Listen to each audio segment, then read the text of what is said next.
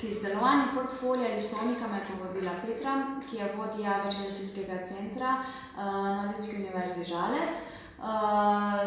Same izdelave portfolija sem se lotila na tak način, da sem najprej izbrala vso dokumentacijo in sem si jo sortirala po posameznih področjih.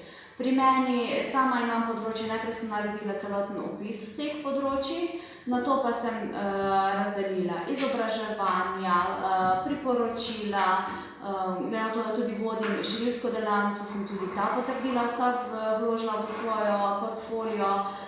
Potem poučujem starejše uporabe pametnih telefonov in pa računalništva, tudi to imam svoje področje. Sodelovala sem tudi na različnih področjih kot prostovoljka, različne pomoči, tudi to imam eno področje. Nekaj sem še pustila prostih področij, ker sem človek, ki me zanimajo različne zadeve. Jaz mislim, da mi je v ta portfolio prišel prav predvsem tam, kjer bom iskala zaposlitev na področju ustvarjalnosti in kreative, kajti v portfolio sem tudi sama zunanjost oblikovala, vložila sem veliko tudi fotografij kot dokazilo, v glavnem je pa bolj na ustvarjalni osnovi narejen.